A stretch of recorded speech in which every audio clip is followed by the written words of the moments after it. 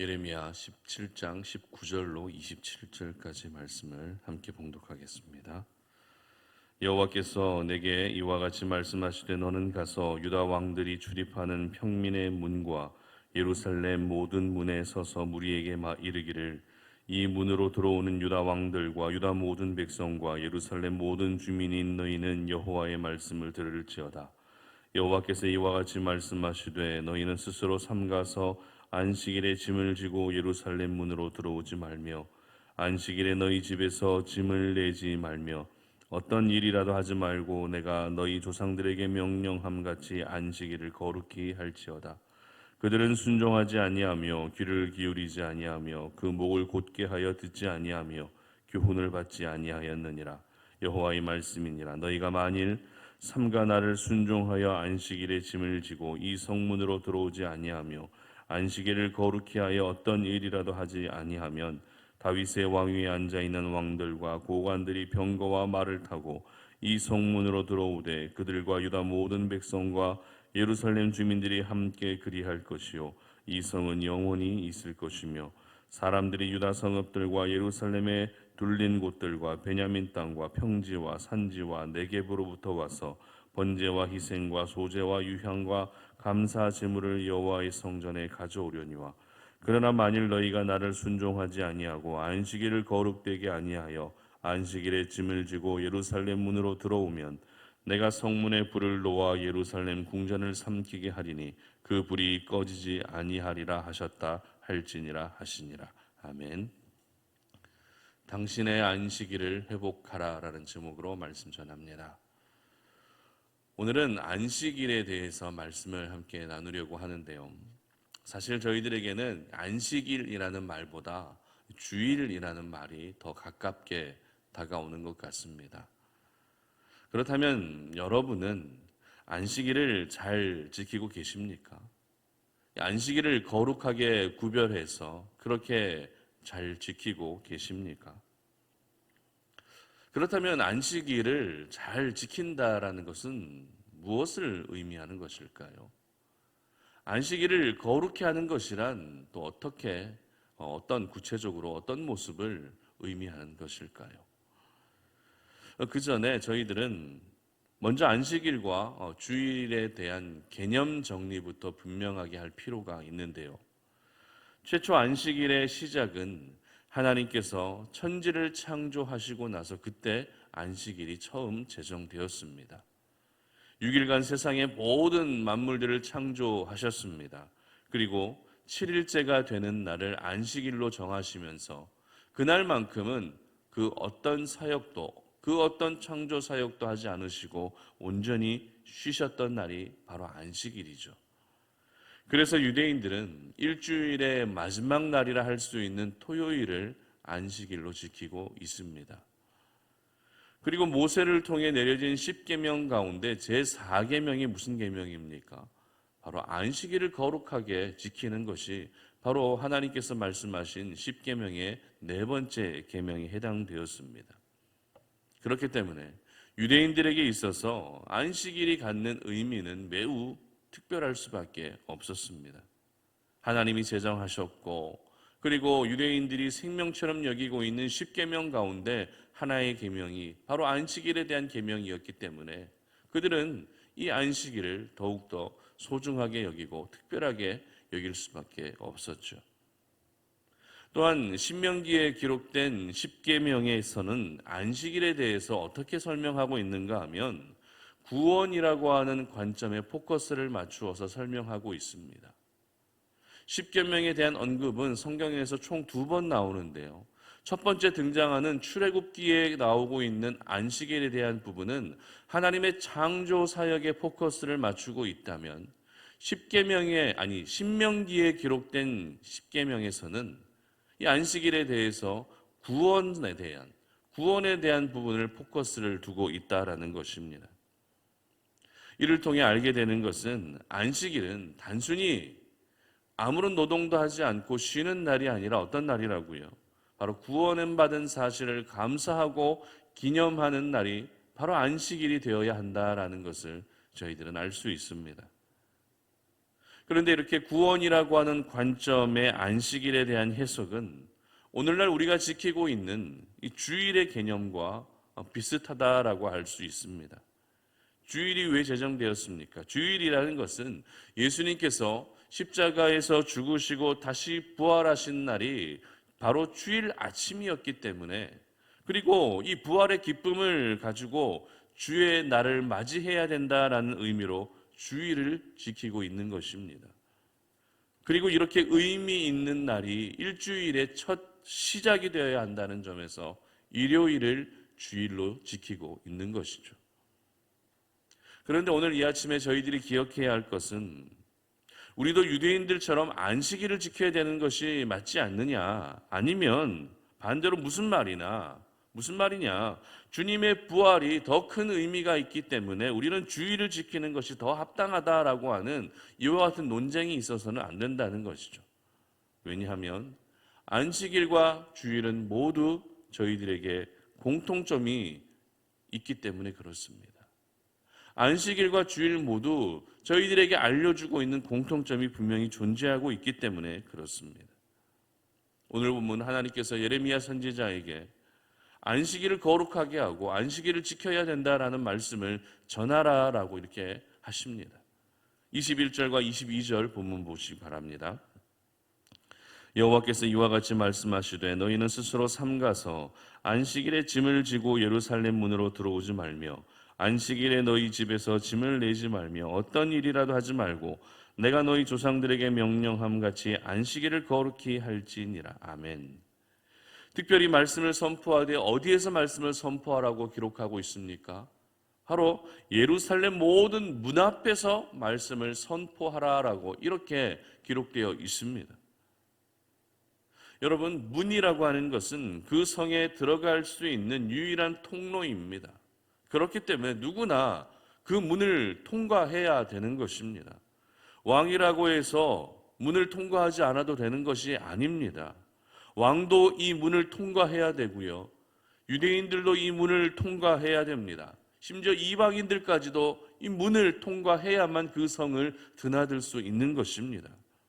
그렇기 때문에 모든 사람들이라면 이 문을 반드시 통과해야 된다라고 하는 오늘 이와 같은 장면을 통해서 알게 되는 것이 무엇인가 하면 유대 사회 안에서 안식일을 지키지 않는 모습이 굉장히 만연해 있었다라는 것을 저희들은 깨닫게 됩니다.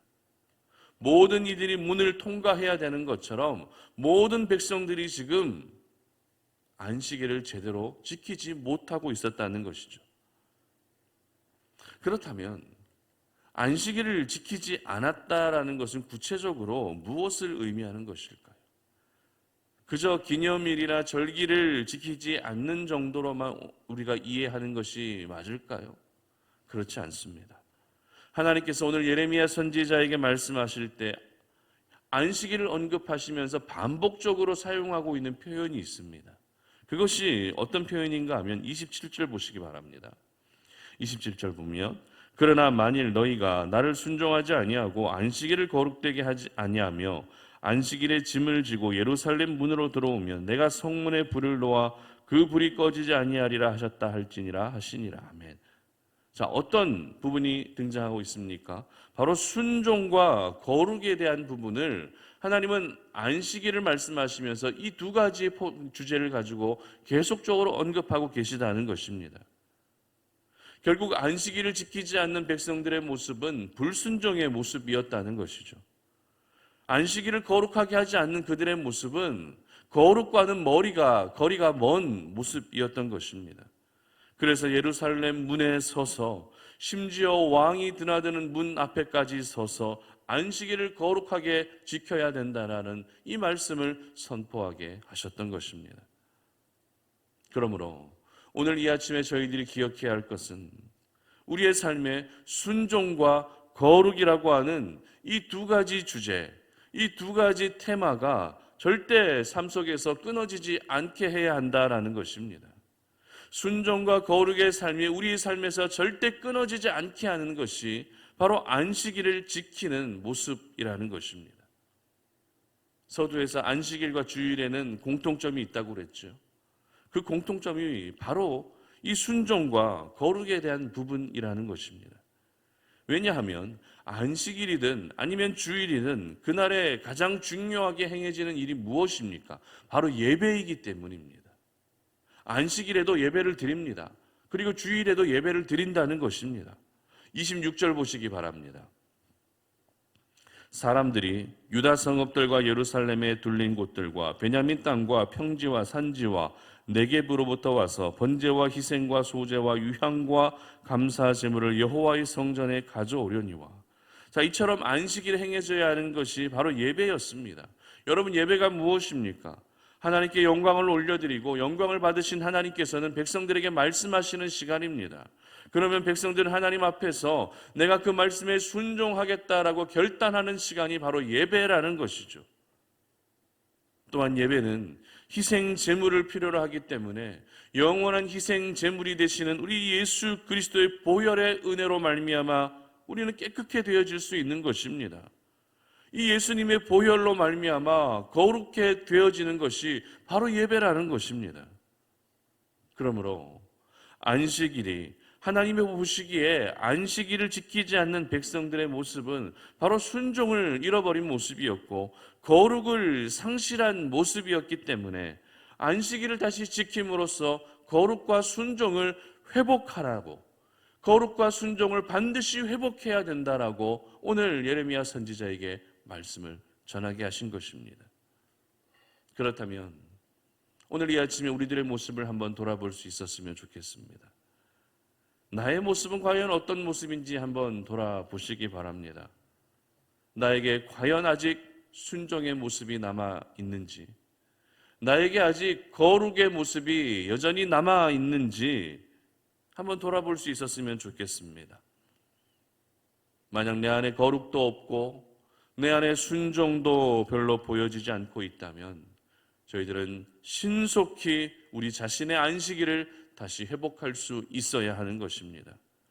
단순히 교회에 나와서 1시간 동안 앉아있다가 돌아가는 식의 형식적인 예배는 더 이상 드려져서는 안 된다는 것입니다. 다시 예배를 통해서 말씀에 대해 순종을 결단하고 이 예배를 통해서 거룩해질 수 있어야 한다는 것입니다. 그것이 바로 우리 자신의 안식일을 회복하는 모습인 것입니다. 안식일이 어떤 날입니까? 안식일은 무엇보다도 하나님께 집중하는 날입니다. 내가 무슨 일을 하지 않아야 된다라고 하지 않아야 될 것에 포커스를 맞추는 것이 아니라 안식일에 우리가 진정해야 될 것이 무엇인지를 한번 생각해 봐야 한다는 것이죠. 우리가 안식일에 해야 될 것이 무엇입니까? 그것은 바로 하나님께 집중해야 한다는 것입니다.